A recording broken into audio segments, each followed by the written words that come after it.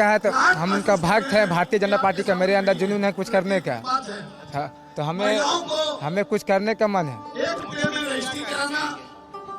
हम मोदी जी से कहेंगे कि हम एक बेरोजगार लड़का है, हमें कहीं पर छोटा सा कहीं नौकरी लगवा दीजिए, उसी में हम बहुत खुश हैं। और जब तक जिंदा रहेंगे तब तक भारतीय जनता पार्टी का सेवा करेंगे। कि माननीय नरेंद्र मोदी जी के ऊपर आप सबका भरोसा है, लेकिन फिर भी मैं लाइन जरूर जोड़ूंगा कि विश्वास करो तुम मोदी पर, विश्वास करो तुम मोदी पर। यह नवयुग का निर्माता है, ऐसा नेता इस धरती पर एक बार ही आता है।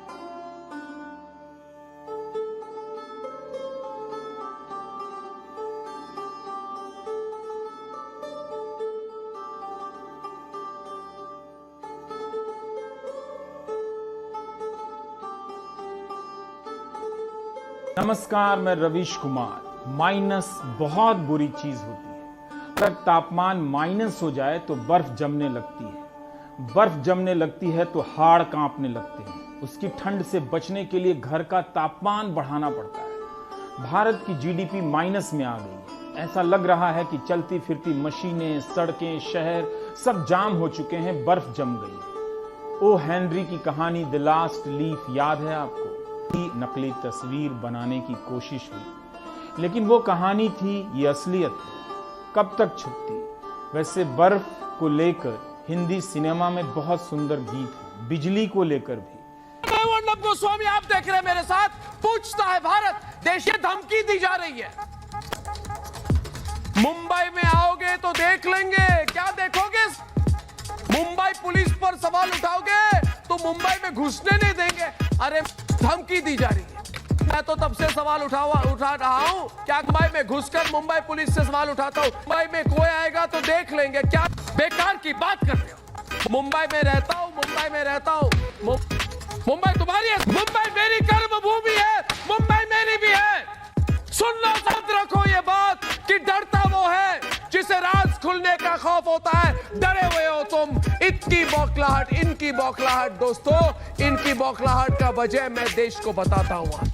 सवाल पूछने का अधिकार हम सबको इस मिट्टी, इस देश के संविधान ने दिया है। घोषणा मैं करता हूं इस प्रोग्राम पर आज दोस्तों, कोई भी सत्ता, कोई भी ताकत यह अधिकार हमसे छीन नहीं सकती। आपको कहते आप मानसिक रोगी है, कैसा लगेगा आपको? हाँ जी, सुनिए सुनिए वाले आपने पूरी स्क्रिप्ट लिख दी कि मानसिक तौर से बीमार है। मैं तो कहूंगा जो कहते हैं कि मानसिक तौर से बीमारी उनकी है।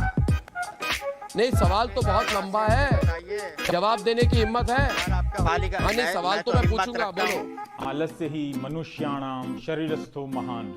आलस्य ही मनुष्य के शरीर का सबसे बड़ा दुश्मन है। सोशल मीडिया के नेटवर्क ने लोगों को आलसी बना दिया है।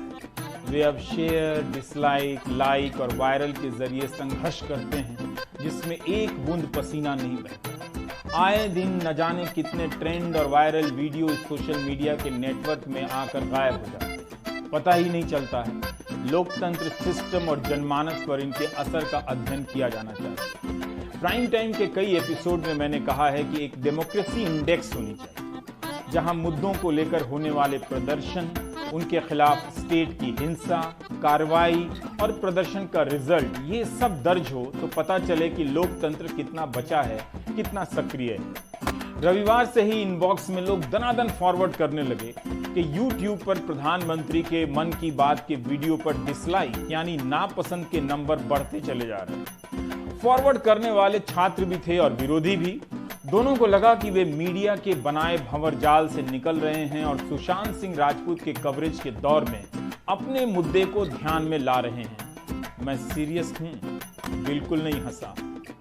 कभी 85,000 डिसलाइक तो कभी 1 लाख डिसलाइक। डिसलाइक की बदलती संख्या के स्क्रीनशॉट्स लिए जा रहे हैं और शेयर किए जा रहे हैं। कुछ स्क्रीनशॉट ऐसे भी आने लगे कि ये देखिए रवीश जी, डिसलाइक की संख्या कोई घटा रहा है, कोई YouTube को मैनेज कर रहा है। याद रखें कि इन छात्रों के ऐसे कई ट्रेंड ट्विटर पर हो चुके हैं, फेल हो चुके हैं। उसके बाद जाहिर है वे डिसलाइक से अपनी क्षणिक और बेहद सीमित नाराजगी जाहिर करना चाहते हैं। सीमित नाराजगी को आगे बताऊंगा। NEET, JEE, SSC, railway, NTPC, ALP परीक्षाओं के छात्रों को अभी तक ट्रेंड से कुछ भी हासिल नहीं हुआ है। इस प्रक्रिया को आप पॉपअप चेतना के रूप में देख सकते हैं। बेईमान लोग बराबर डिब्बे में फंसे हैं। मैंने 50 दिन मांगे हैं, मांगे कि नहीं मांगे भाइयों?